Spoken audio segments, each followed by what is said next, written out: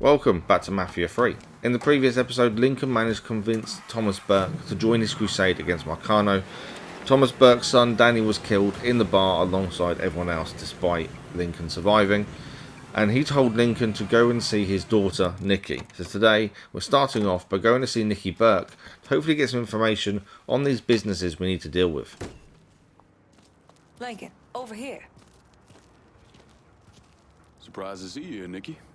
I know what you're planning on doing, and I couldn't just sit here and watch my old man send you out half-cocked. Fuck. Man, your dad's never been much for details. Yeah, what he didn't tell you is that the man running the Sweetwater Distillery is named Carl Bevers. Hard-ass, country asshole. His family runs the shine through the business, sells it to local shops. Bevers ever let on to where he keeps his stills? He's got brains enough to move things around. Rumor is he's got a map hid somewhere for his drivers. Something like that could come in handy.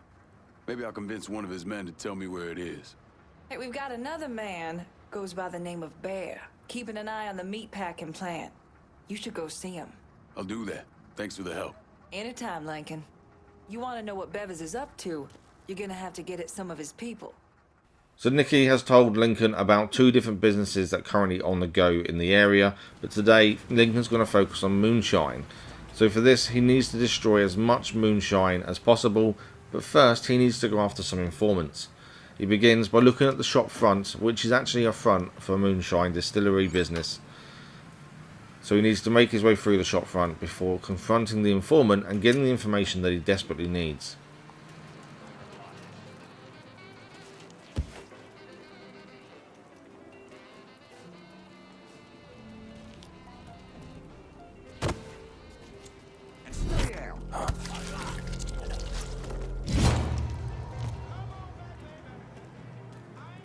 Got a body here. Asshole. This.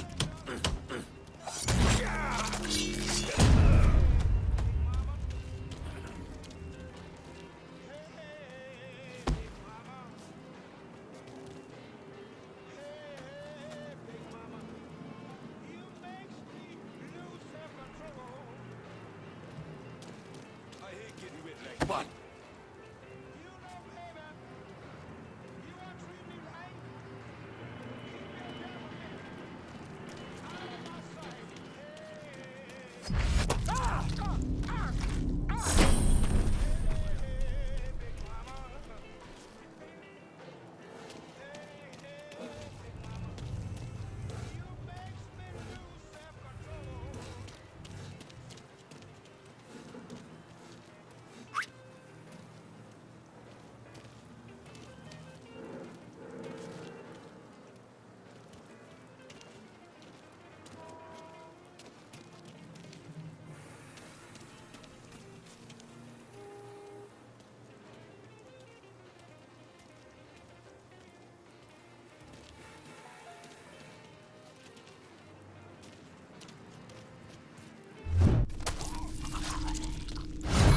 Guy needs to leave.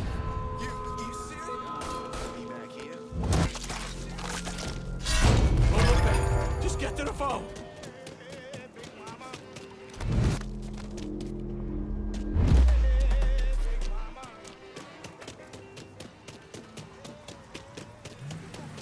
Get this asshole off me.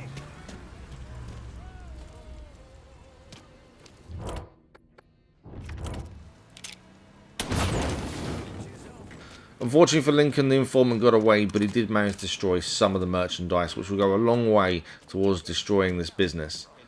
Lincoln then changes tact and decides to go after one of the enforcers to hopefully take down some of Carl Bevers' protection when he comes to face him. Can he take down the enforcer without causing too much of a ruckus? Look who out.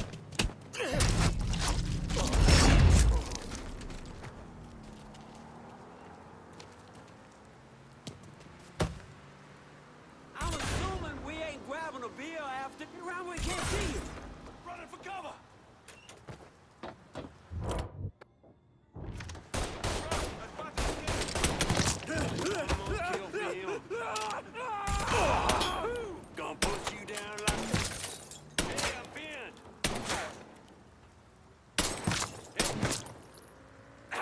He just fucking nicked me. Give me a hand here. getting under cover.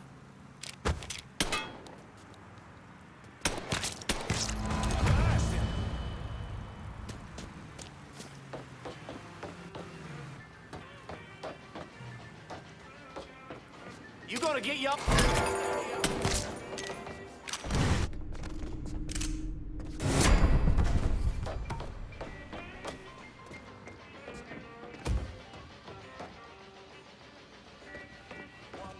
That shit's all in. Let's go. Oh, fire!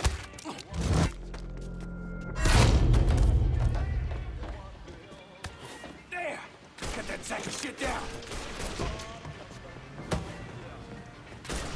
Throw the Molotov!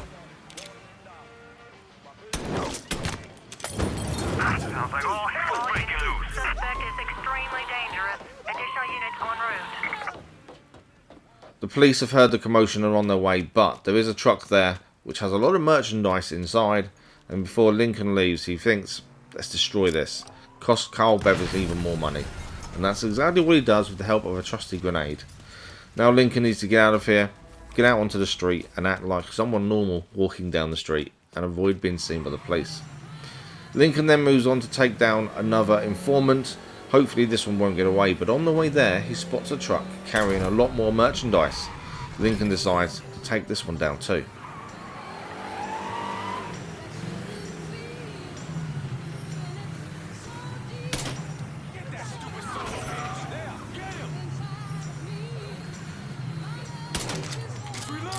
Be advised, we have a vehicle driving recklessly. Suspect is described as a color male. All units converge. Me! Run up a cover.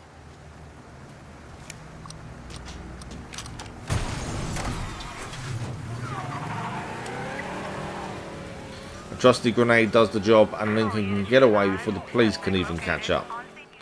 So on to the informant that Lincoln was originally going for. So he's got to work his way through the gardens and try and get this informant to tell him what he needs to know. No. I'm just trying to get their little peckers wet. It's... Start moving around. Wait, no, shit. Left, then left again. I'm sorry. Boats loud, still never let up, and at best, bring back some 3-foot gator that's not even fit to eat. Show No, yourself! thank you. Ain't no one looking for trouble here.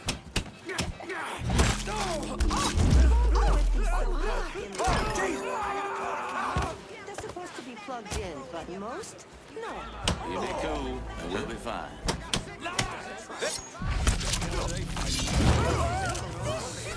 Whilst Lincoln was dealing with one of the other guys in the yard, the informant has managed to get away once again. Lincoln can't let this happen, and despite the police around the area, he gives chase, and luckily for him, the informant decides to go and sit inside a car. Time for Lincoln to take over and show him how to drive. Hold it! Who the fuck invited you? You're gonna tell me everything about Beva's business.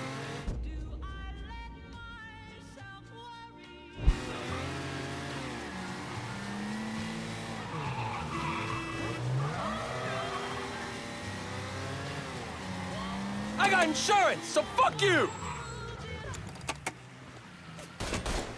Damn! Gotcha!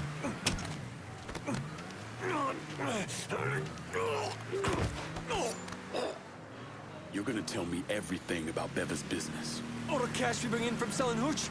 I know where it's being I stashed. got trouble, sir. Any units in the vicinity of Irish Pointe? This is dispatch. We've got a homicide in the area if you can spare Your the ass time. belongs to me. On scene, officers engaging with suspect. Respond with caution. Be advised. Suspect now in a vehicle.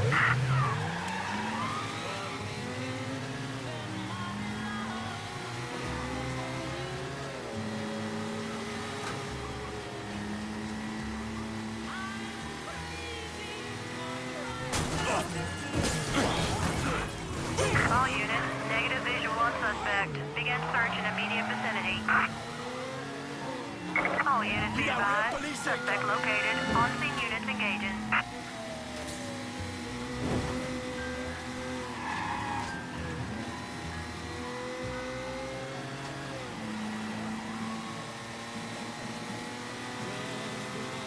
All units, negative visual on suspect. Repeat, visual contact lost.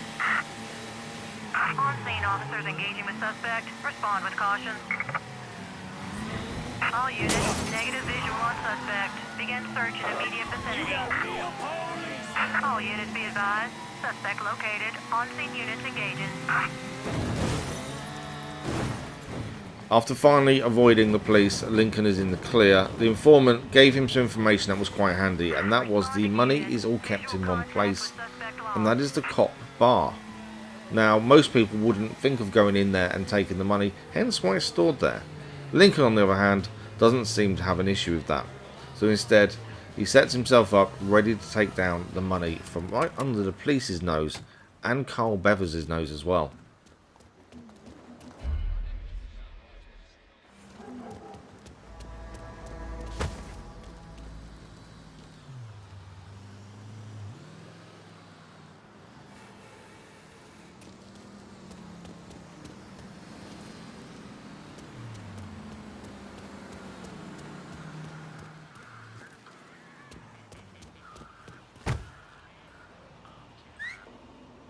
I'm not hearing things, am I?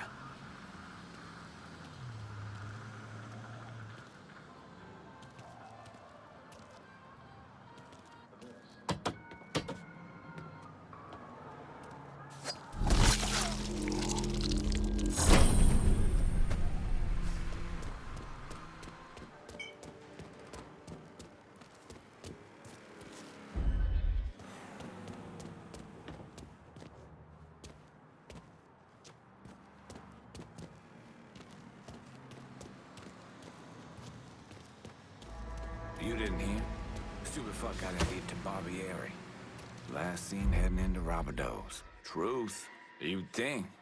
But if he did, we wouldn't be having this conversation.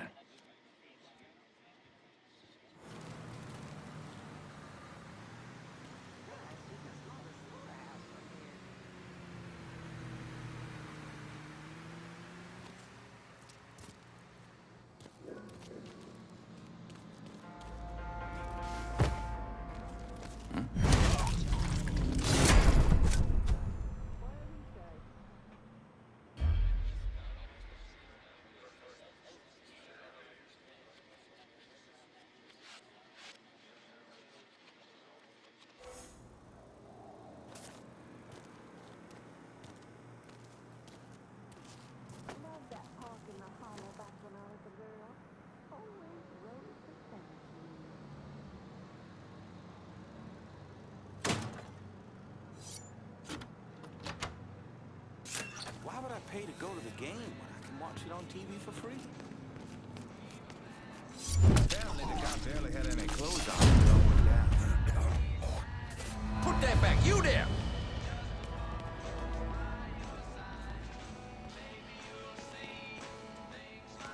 Sometimes this city goes crazy, but it always settles down. And that is the money taken from right underneath Carl Bever's men and the police's nose. No one would have thought someone would get inside the cop bar and take it all, but Lincoln has done just that. Despite doing that though, he's still a little bit short on causing enough damage to force Carl Bevers out. So there's one more enforcer he can quickly take down.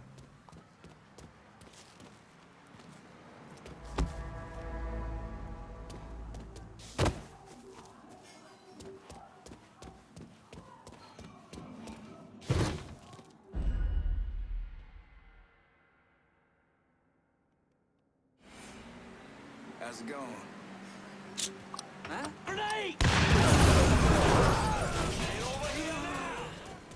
With a trusty grenade, Lincoln has done enough damage to Carl Bever's business, so now he needs to head back to Nicky Burke to find out just where Carl is going to be.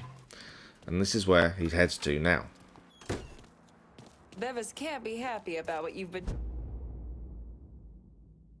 doing to the... You got Carl's attention. He's back at the Sweetwater Distillery. Any idea how he'll react when I go in there? He's bug shit crazy swamp people. How do you think he'll react? Still, might be worth keeping him around. No one knows the bayou like he does. Owe you one for this, Nicky. Damn right you do. Bevers is waiting for you. Real interested to see how you handle him. So Lincoln now knows Carl Bevers is back in the distillery waiting for him. This means that he's going to be prepared, but Lincoln has to be more prepared. So he heads inside the distillery to take down Carl Bevers.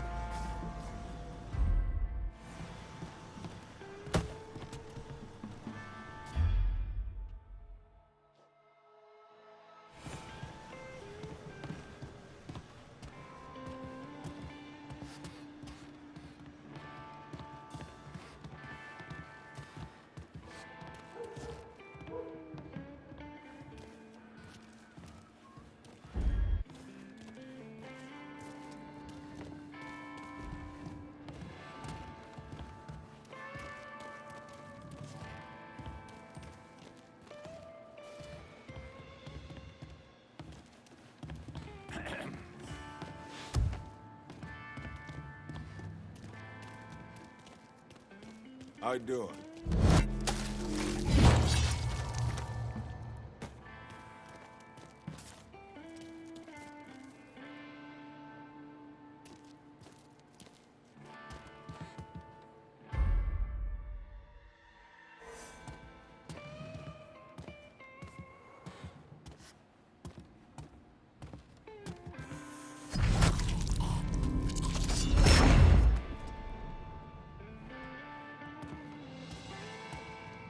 What's the bug up your ass?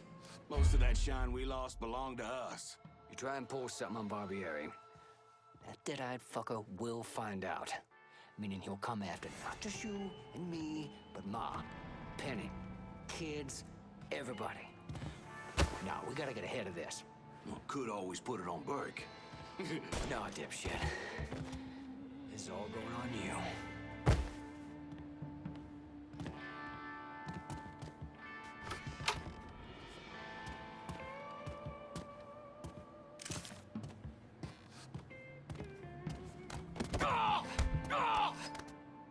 Fuck you and fuck Burke! You talk too much.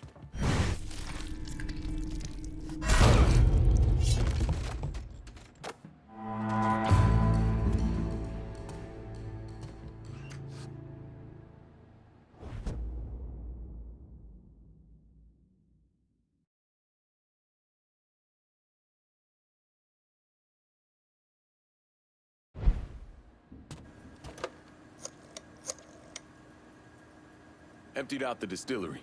It's primed and ready for your boys. Overstall standard. My boys are on the way. Snatch that slaughterhouse from him, and that fuck Barbieri will have to react.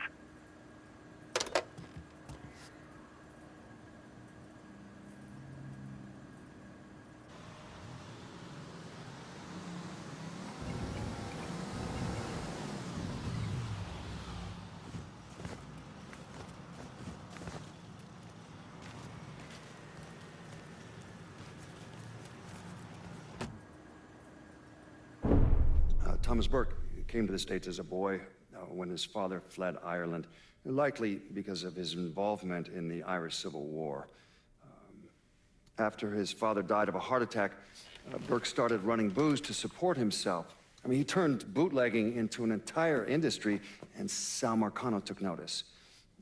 Burke worked his way up the ranks, but could never be made because he wasn't Italian.